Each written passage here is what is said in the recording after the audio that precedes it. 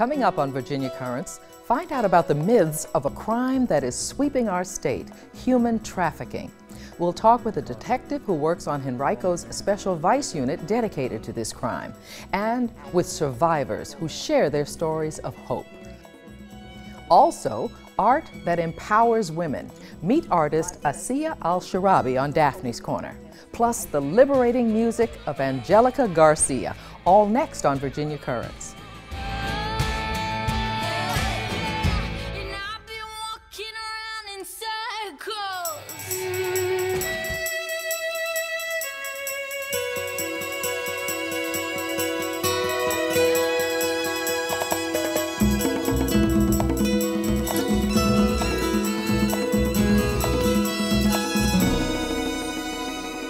Welcome to Virginia Currents. I'm Daphne Maxwell-Reed.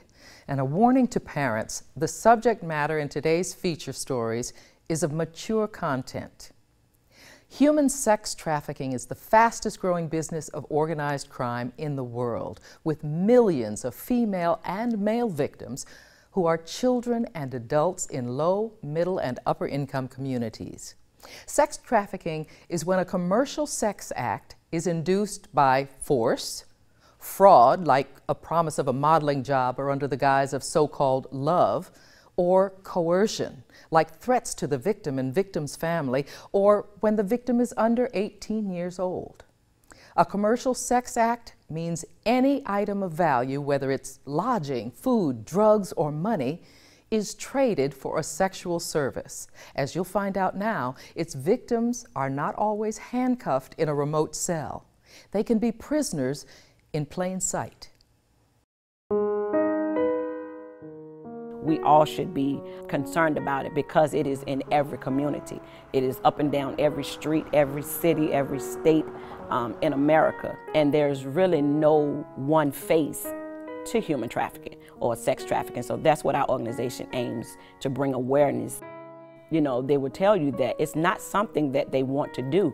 A lot of times it's through threats of their being or their relatives or other family members. It could be a whole gamut of things.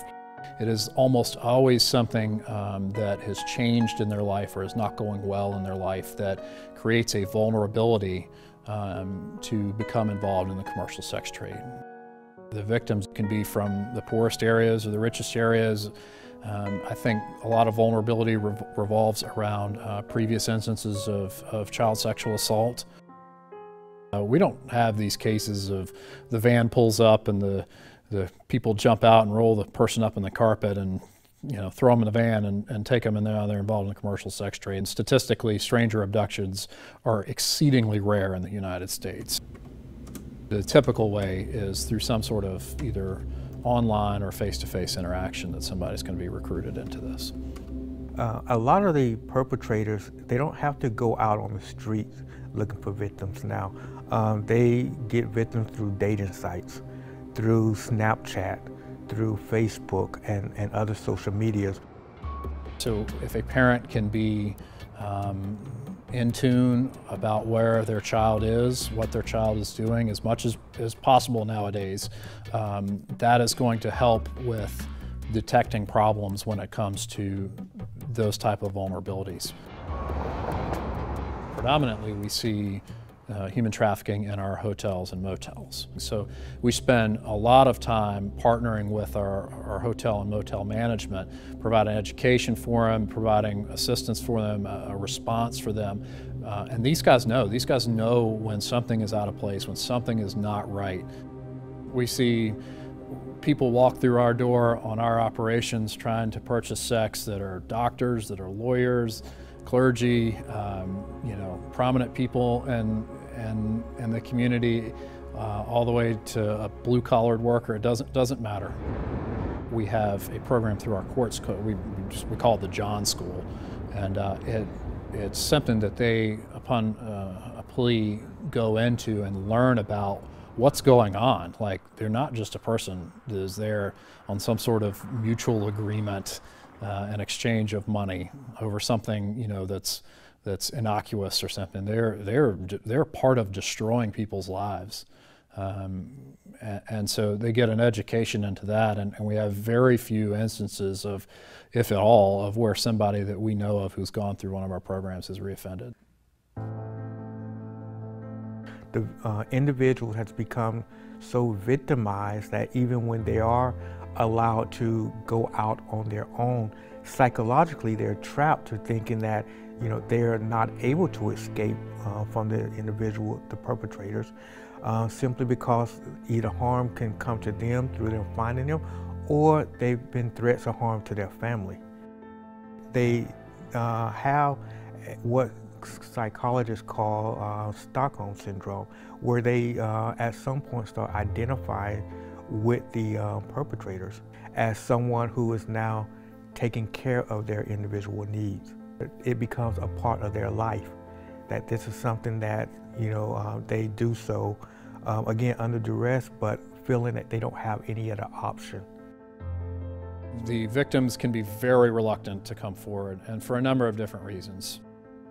They are in the middle of crisis when we come through the door. We are not what they expected. And so we have a very limited time to build a rapport with a victim of human trafficking, to remove them from that situation, and then use our justice system to focus on getting them help, meaningful help, to put them in a position where that they can succeed. You know, we have a saying that says, not one more night. If we get information and we can act on that, we don't want that person to spend one more night than they have to.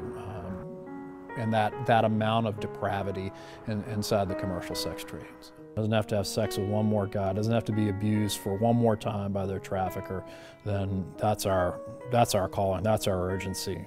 And we'll do as much as we can within our law and our powers to make that happen. Let's now find out what goes on in the minds of survivors of sex trafficking and why these three women are driven to help other survivors find healing. I was victimized sexually and was introduced to human trafficking through a relative in my family. And it took me actually 35 years to actually tell my story. And when I did tell my story, a couple of years ago got a successful prosecution in the Petersburg, Virginia area. It started, you know, when I was 7, and I didn't get out of this, or it didn't end until I was 17, across many state lines. If it could happen to me, it could happen to anyone. If it could happen where I was from, it could happen, you know, it's not just, you know, somebody wasn't looking after their child, or, you know, it was from a careless situation. None of that pertained to me.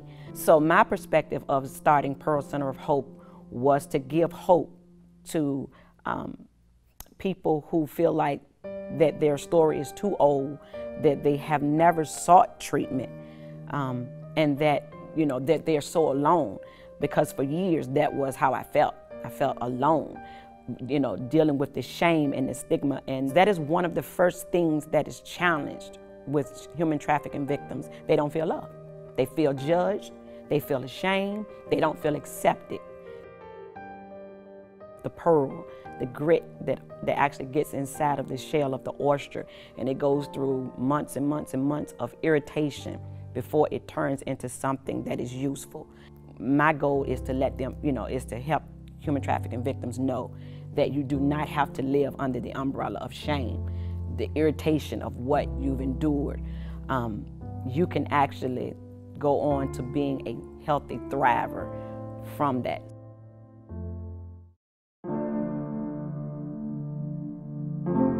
I am a survivor of family-controlled sex trafficking. I was being sexually abused at the age of 2, 3 years old.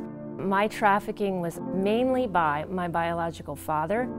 He was being paid by people who wanted to rape me as a child. My mother made attempts to traffic me that didn't really work. My grandfather trafficked me as well. So it wasn't just my father, but I would say that the bulk of the trafficking stopped when my father divorced my mother. I like to tell people that I escaped because I went to college, okay? And that was my escape. There was no earlier escape from a family. Usually there isn't unless you run away, which puts you even into worse situations. Most runaways are very susceptible to trafficking.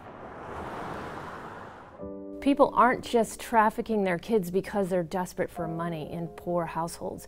People are trafficking their kids because they come from families with intergenerational trauma, intergenerational trafficking.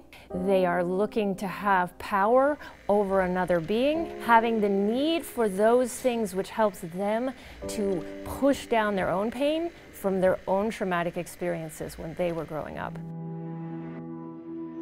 I was graduating from high school. He was just a blind date. I actually was a teenage mom, so I didn't have a lot of the confidence and I had low self-esteem. I was suicidal prior to this. I, just had lots of low moments. I just told him everything. I told him about my sexual abuse. I told him about how my parents responded to it, and he looked at me, he said, "I'm so sorry that happened to you." And I realized at that moment, no one ever said that. I didn't know what it was to be loved. And this is what love, I thought, was. Someone who listened and understood and didn't judge me and really saw who I was. And that's what I felt was happening.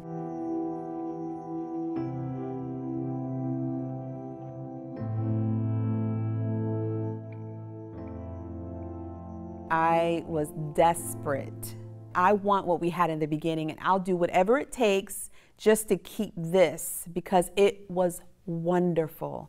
But I didn't have the strength. I felt powerless. I felt voiceless to be able to say no. I was trafficked for about 2 years. We traveled all up and down the East Coast, from about New Jersey to Virginia. During the time, I disassociated. And I knew how to do that already because of the sexual abuse when I was younger. I knew how to listen. I was taught how to listen, how to behave, how to perform. I was already groomed, so to speak, for that when I was younger and being sexually abused. The goal is to break the person that they're exploiting, because when you do that, that person will do anything for you. And so he had gotten me to that point where I was totally broken. And so I really had lost my sense of purpose. It was just really a dark, dark place.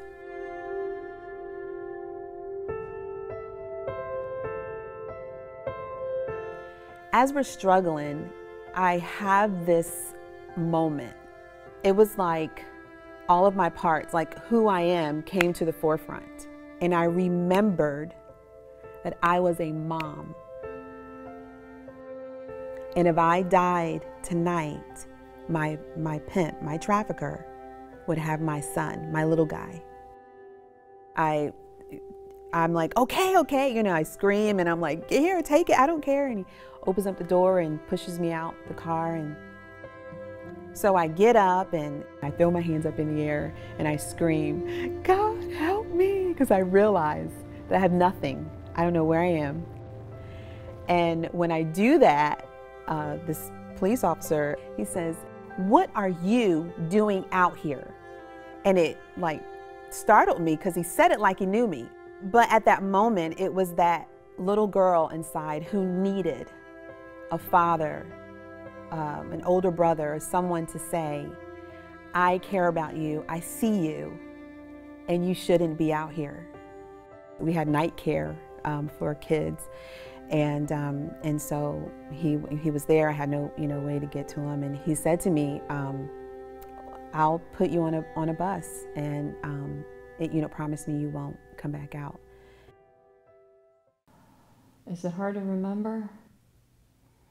It's easier now because I've gone through a lot of healing and integrating. In the beginning, when I first started telling my story, it was just this one non-moving picture. Yeah. So now, I get to go back into my memories and they're moving again. And that's just, it's like you've lost something and you got it back. And it doesn't matter that it was good or bad. It's mine. And so we lose ourselves when we remove the traumatic experience from our consciousness. And so it requires us to go back and remember and kind of integrate whatever was lost of us in the process. Trauma in childhood creates dissociative defense mechanisms, which is where we literally forget in many instances, or we repress not just the memories but also the emotions associated with it, because as a child it is far too much to handle. My goal in my work is to wake people up and say, now is the time to open up that can of worms and get healthy. It's really important to start peeling that stuff so you yourself don't become an abuser. When my children were born, which they triggered all of my trauma almost instantaneously. The second they were born, I went into this mode of full-blown panic attacks, pretty much nonstop. And that is when I got into therapy, because I knew deep down inside, not only that something was wrong, but that my children were in danger. The first memory I got back of my family's involvement in my trauma was the same day, literally, that I cut them all off. So, but I didn't remember it, so I couldn't do it before then. Of course, my children are now safe. We live a very different life today, but that would not have happened if I hadn't started my trauma recovery journey. I really wanted to be loved. There's no truer answer. I wanted to love and to be loved. I was desperate for that. When you look at what drives these relationships and what keeps us going back, you know, because of course I got into abusive marriages, you know, in my, you know, early adulthood. I didn't have self-worth. I thought I just had to do whatever the other person wanted, and that maybe somehow I would receive some kind of conditional love.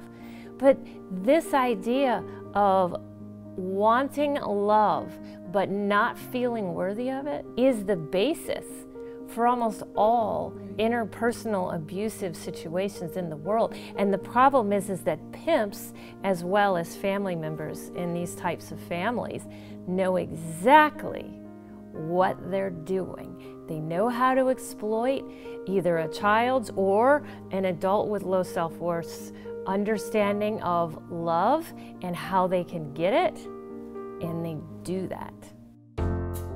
We both are looking at an incredibly deep level of trauma recovery work, and that's really, we both have done that. Yeah, and we both recognize that it's work. But not many people are willing to really go at it because of what's on the other side. And meeting someone who was willing to do that was refreshing to me. I was like, oh my God. So encouraging. You know, okay, you're not the only one. Good. Yes. Let's do this. Yes. And I don't have to do it by myself. Oh, good. Let's do this. Yes. It's just really empowering when you're in a relationship like that. Yes, because abusers isolate. That's what they do. So it's our job then to change that. Shame reduction happens when we can bring survivors together who can relate on a deep, deep level to having the same experiences in the world. And that's what certainly happened with Tanya and I, and that creates a connection that is incredibly deep. Here are some warning signs of possible sex trafficking in your neighborhood. A home that has a large amount of people coming and going. Devices that lock the doors and windows from the outside. People being picked up in large vehicles and returning the same time every night. People who show signs of abuse, malnourishment, or fearfulness. To report suspicious activity, call your local police or the National Human Trafficking Resource Center. And parents, know where your children are and whom they are with, no matter how much they protest. For more on the survivors' organizations, visit these websites.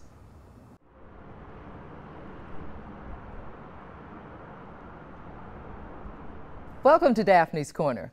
Today's guest is Asiya Alsharabi, who is an artist on a mission. Originally from Yemen, Asiya started her artistic journey as a photojournalist, but decided to shift her focus on her artwork full-time. She uses a self-developed technique that not only focuses on the beauty of women, but also on the underlying struggles women face around the world. Asiya was featured in Richmond magazine, and her art has been exhibited in Paris, Dubai, London, and Lebanon. Her art is currently on display at Artworks in Richmond. She joins us now. Welcome, Asiya. Hi, and thank you. We are so glad to have you here. Please tell me what the challenges are for a photojournalist or an artist in Yemen. Oh, so many challenges. Number one challenge was being a female journalist inside a conservative society like Yemen. People just didn't accept the fact that I was a female holding a camera. Many times I felt I was carrying a weapon and I was attacking their customs and their traditions. Although I came from the same society, but it was always difficult. Privacy in Yemen is a huge thing. I remember people used to tell me the same words over and over again every time I went and I did street photography. They used to tell me, "What are you doing? Why are you doing this? Go home." Plus there was a lot of risks and dangers, and it was always important to identify and minimize them. I had to do everything at the right time and the right place. So tell me how you made the shift and why you made the shift from photojournalism to art. I knew from day one that I wanted to be an artist, but it was not culturally accepted. In order to become a good journalist, you have to know how to throw yourself into the field, and that field was extremely difficult in Yemen. But being a journalist was my only way to become an artist. So when the right moment came, I shifted into the art scene and I became a full-time artist. And what messages would you like your art to convey? I want to have a voice as an artist. I want to be a part of women's struggle in my country and around the world. I want to be part of everything. If you look at my art, you will see little things of everything, like little bit of politics, little bit of fashion, little bit of mystery, little bit of painting. The world is changing and people are no longer interested in a beautiful photography and that's it. They want to know the story behind it. They want to be connected to the art they buy. And in the way I do my art, I have to make sure that I do the two different things at the same time. I have to bring the pain, tell the story, and enjoy what I'm doing so people can get the message and feel that pain and enjoy what they're seeing. In the Arab world, how are you received as an artist? People didn't expect me to be an artist. I mean, they were like, "You will never become an artist in Yemen." And I was like, "I will. I have my own ways," and I did it.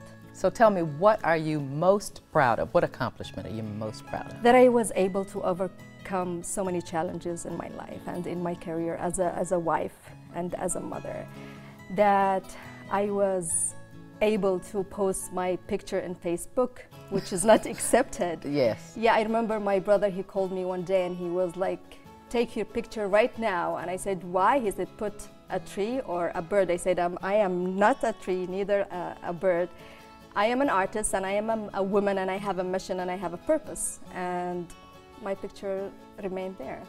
Well, thank you for joining us today. And if you would like to see some more on Asiya's work, go to asiyaart.com. And thank you for joining us, Asiya. Thank you so much.